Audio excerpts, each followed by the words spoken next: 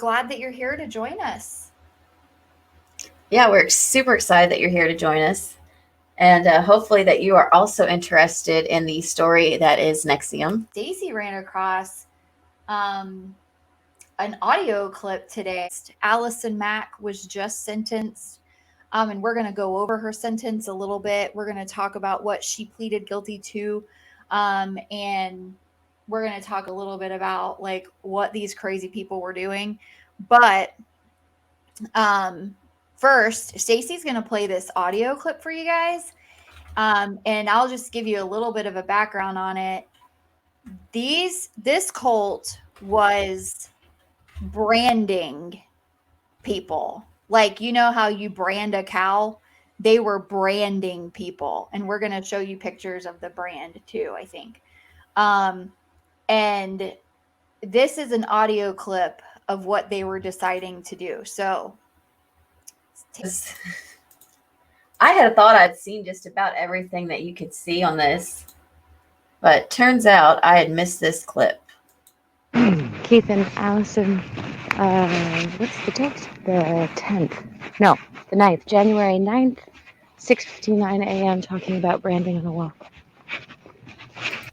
And I'm sorry that the audio is really messed up. It to me, it feels like they're walking, and maybe she's got a recording device in her pocket. If you notice the brand, if you look at it from this angle, it looks like an A, a large A, and it looks like it has like a line across the top of the A. And then inside the A, it looks like there's an M, and that would stand for Allison Mack. And if you turn your head to the right, you'll notice that looks like a giant K. Yep. And then a smaller R. For Keith Rainier, because these people were narcissists. So the brand was their initials. Insane. I think doing the actual brand in an orderly fashion, each of the 7 strokes having a certain ritualization, maybe each of the strokes has something that's said with them and maybe repeated. Did you hear him say, like, maybe we could even, like, several strokes, maybe we can even repeat it? I mean, they're actually going over, like, what the ritual of branding these women is going to be. That's the discussion that's being had here. Gross. Stroke is done. So like somebody says the thing while the stroke is being done, and then the person that's getting it done repeats it afterwards? Well, I don't know. Yeah, you guys come up with something and propose it to me. Okay. Well, because you've done it. So what would have been most meaningful, deep, surrendering, focusing for you? I think it probably having it whispered in my ear and then me repeating it out loud. And then having it whispered in my ear and then me repeating it out loud. Well, ask the others. It's not all you. Oh, I thought you were asking me. No, I said all of you guys who've gone through it. Yes. Okay. So part of me thinks that maybe she started out as a victim, but quickly took on the role of villain in this story. You know, and maybe she did start as a victim and ended up as part of it because she ended up entering a guilty plea. And she was one of the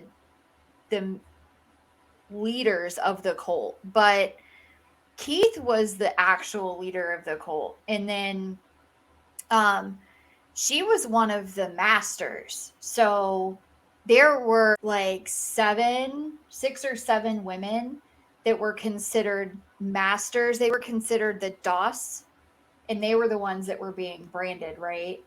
Yes, and she wanted to be in control of the DOS group. And I think they kind of ran it like an MLM where like each member had to recruit another member.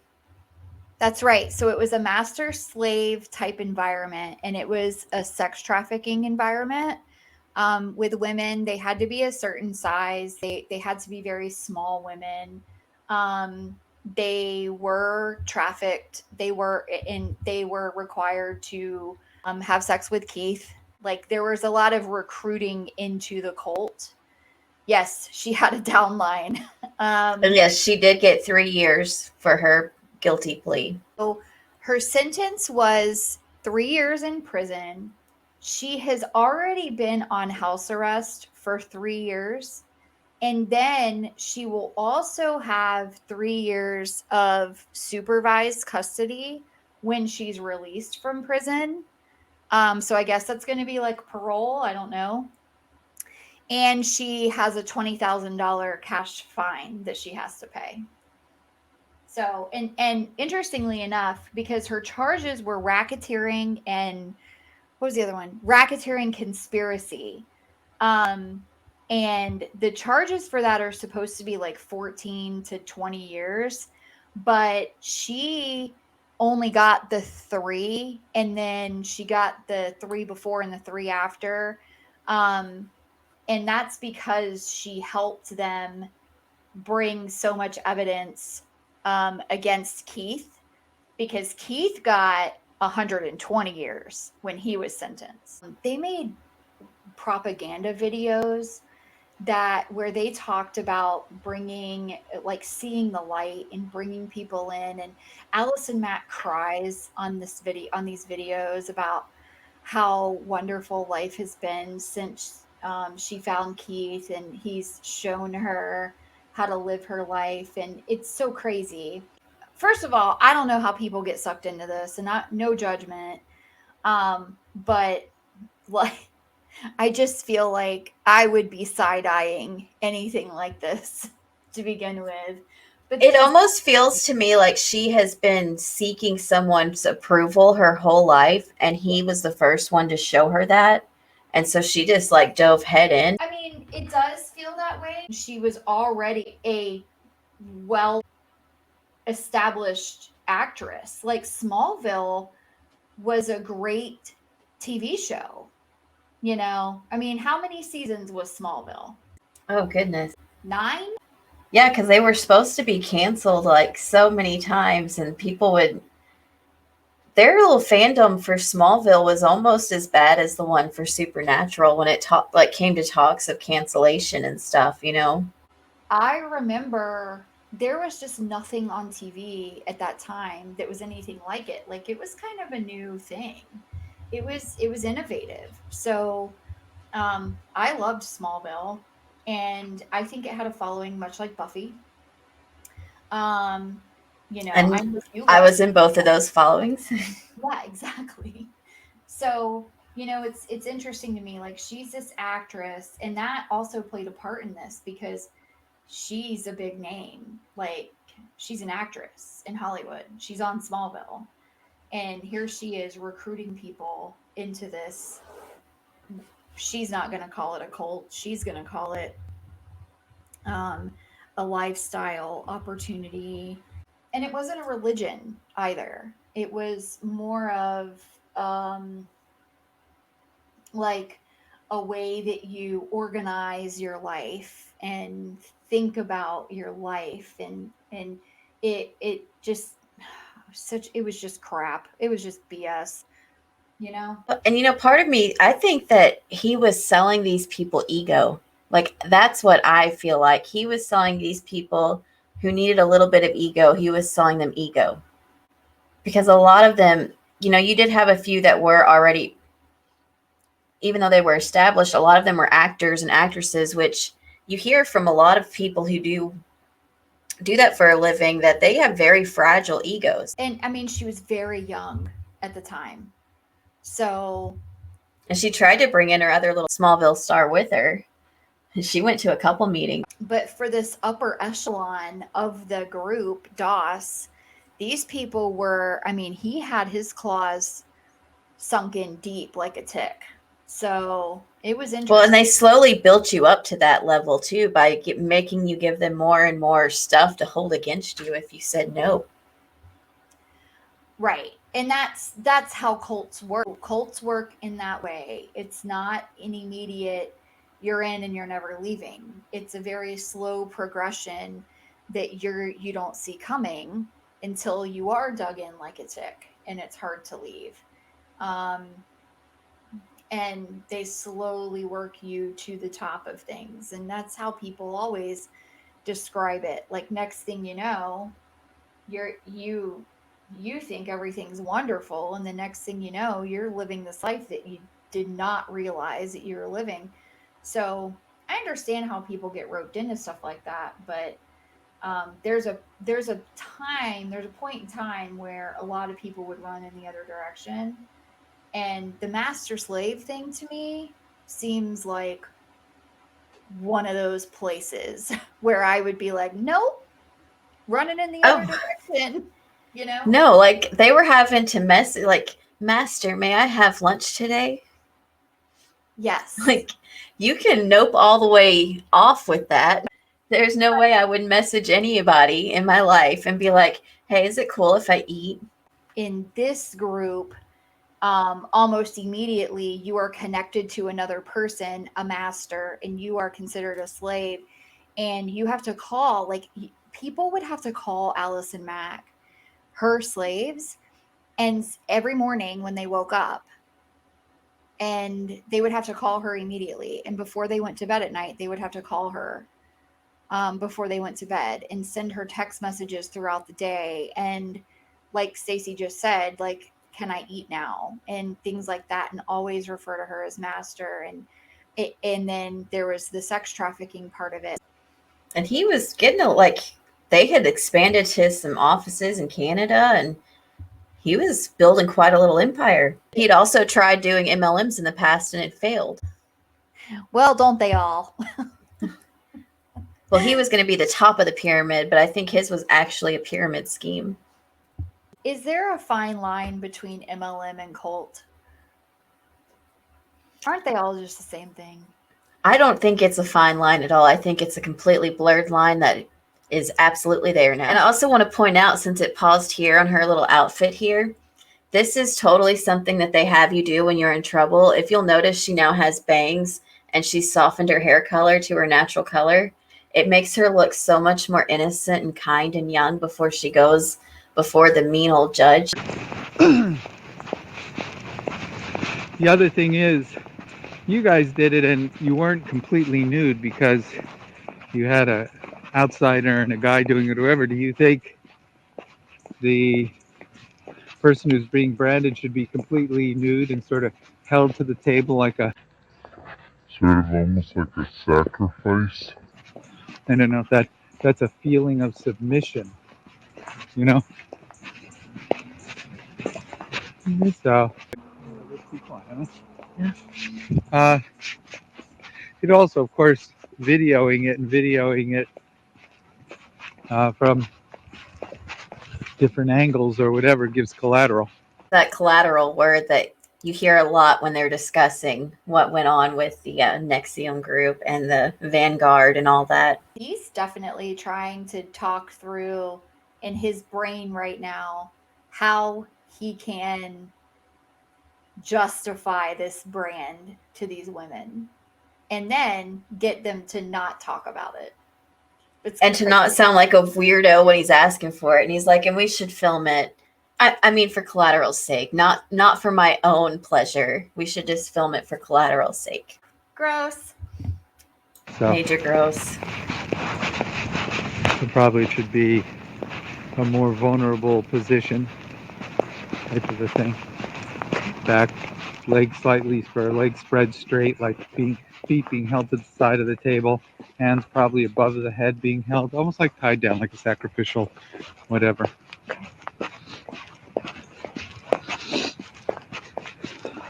And the person should ask to be branded. Okay. Should say, please brand me, it would be an honor, or something like that.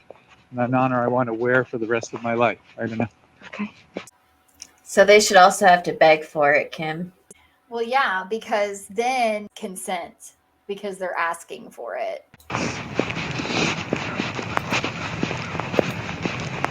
And they should probably say that before they're held down, so it doesn't seem like they're being coerced. Okay.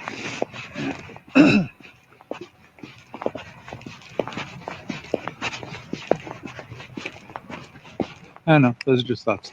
So here's the picture of the K and the R for Keith Raniere. I don't know if it's Raniere or Raniere. I've heard it both ways. Either way, And I don't care enough to find out how to say his name because F him.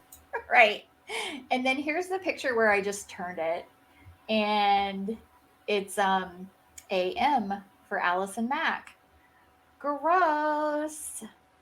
She does sound submissive in that like that's why Stacy and I have talked about this and said, okay, was she a victim that turned into a villain? A villain, right?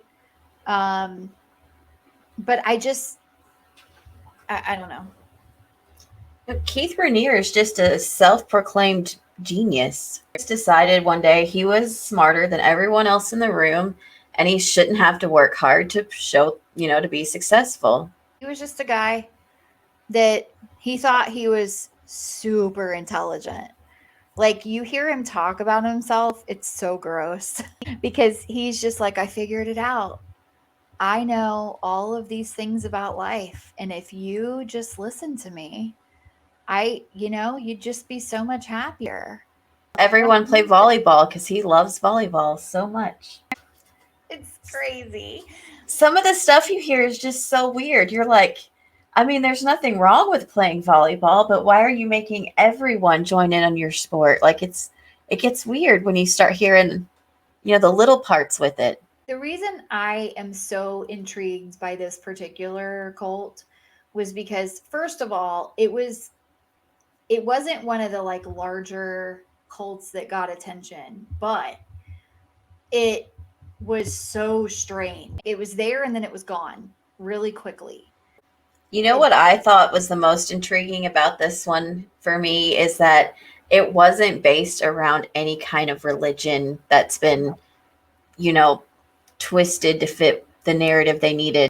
That stuff will be like they took something from religion and they twisted it and all these people joined in and that wasn't part of NXIVM. And to me, that was the weirdest part is they got this kind of following and they didn't try to convince someone that it was religious in any way. Leaders of cults think that they are some form of God or deity or second coming in some way. And Keith Raniere didn't think that. He just thought he was like the most intelligent guy ever. Like I never heard anything, and correct me if I'm wrong, Stacy, but I never heard anything of him saying that he was like a god or a superhuman or anything like that. I never heard that at all. Only that he knew the way to happiness and he could help you find it. Yeah. It was self-gratification, yes, for him and for him alone. It was all about sex. And I did watch some of The Vow. And the thing to me that was from the perspective of the people who weren't famous when they joined in, they would go to like the first meeting and it would be real uplifting, like any kind of self-help guru type meeting you go to, everyone's going to be super upbeat. But they had like sashes they wore because this was their level. And she even mentions how it's like, that makes you want to run away. Like, oh, this is kind of like culty. Right. But she didn't. That's what was so funny to me. I'm like, but you saw it and you kept coming back. Right. So what are you guys what were you looking for that you found there that these red flags were going off immediately? And you were like, let's give it 8 more chances. I've seen that in several different cults. I don't know if it's because people in general want to feel loved. They want to feel a sense of belonging. And a lot of times these groups make you feel welcomed and they make you feel a sense of belonging and they bring you in, and then you just don't have, like, a lot of these people are searching and they don't have a place to go. So that's why they stay. And that's why they fall into these traps. But I don't get this one. Like, this one was weird. They weren't living in a commune.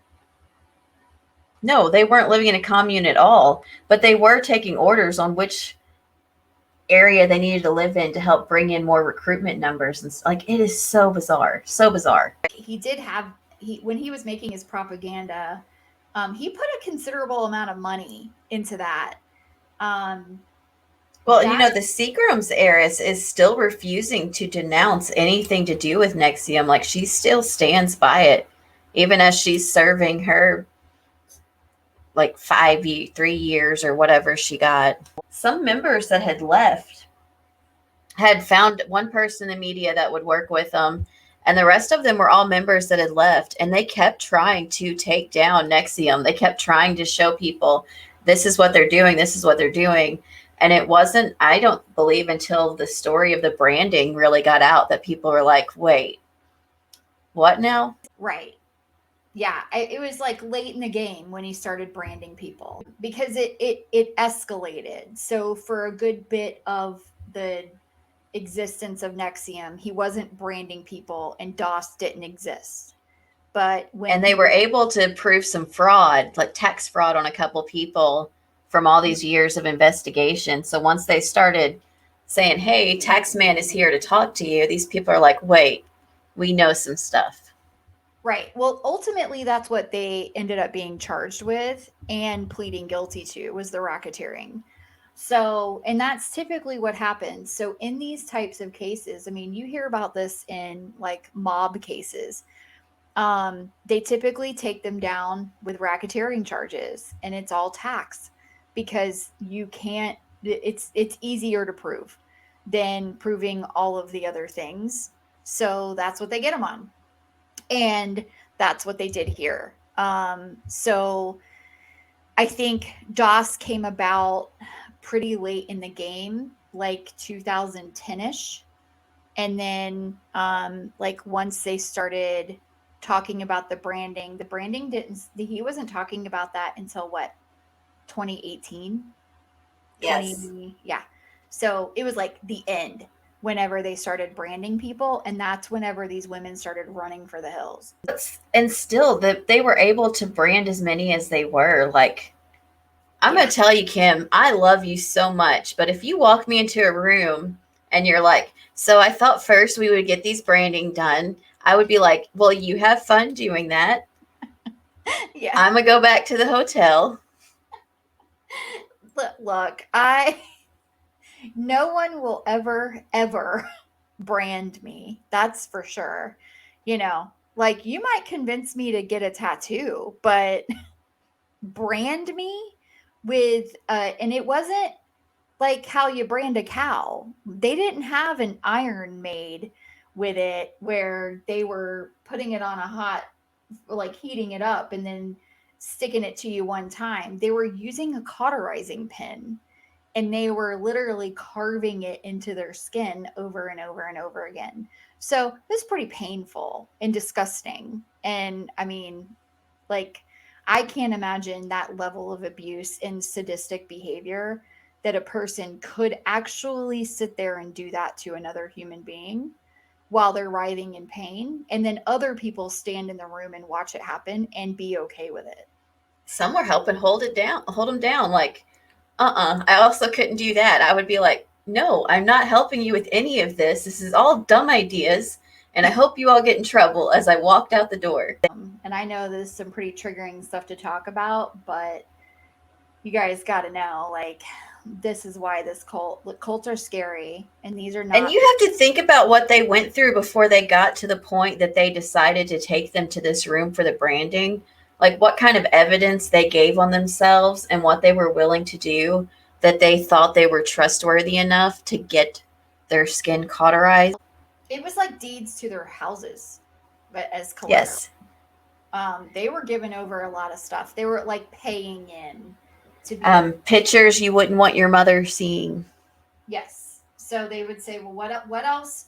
So there was a lot of in the testimony that was given, there was a lot of talk about, what else can you give me to prove that you are loyal to the group, to prove that you're not going to leave and go tell on us, to prove that you truly believe in what we're doing. That's the kind of language that they used. And then they would say, well, what about nude pictures? What about the deed to your home? What about your car? I mean, it was just nuts, the stuff that they were able to get these women to hand over. And a lot of the women too were married with families, and like their husbands had no idea this was going. Some of them, their husbands didn't even know they had been branded. I don't know how you keep that hidden, especially where the brand was at. Well, yeah, because it was so all the women were branded on their hip, on their pelvic area. So it's a place that would be very bony, first of all. And the brand wasn't big, but nonetheless, who cares? Like, it's still a brand. But it's something that I don't know how you could hide that. I don't know. And it would hurt for days. Like, you would have to treat that for days. How did they hide that? They were forced to make false statements, like that their husbands were abusive or their parents had hurt them as children, like all kinds of insane stuff and they had it all on tape. And so it's like, if you leave, we'll release these tapes on you. Yeah. That's blackmail. I still don't get it, because this one was like one of the messiest cults that wasn't founded on anything and had no real purpose. Like, it just didn't make any sense to me. So again, this is why this one blows my mind, and why I'm so interested in it, because it doesn't fit the mold of what. Well, and it followed a lot of the MLM structure too, because some of your rewards would be you get to grow on the cruise ship that we've booked for all of the members. Mm-hmm. And you get to listen to all the higher up talk while you're there. Yeah. Well, you know how we like the culty stuff. Well, it's because it's so interesting. I have to understand. I have been friends with people that didn't deserve my time. I've never worshipped people that didn't deserve my time. I don't understand that. I think that's why we love the culty stuff, because both you and I are like, but why? Like, we just keep asking ourselves, why? Go out and try to be nice to somebody at least once today, even if we don't think they deserve it. Absolutely. Please be nice, spread kindness. Don't worry. Don't sweat the small stuff. We appreciate you guys so much. We can't say it enough. You guys are awesome. Have a great day. We'll see you in the Discord. Yeah, have a great day, everyone.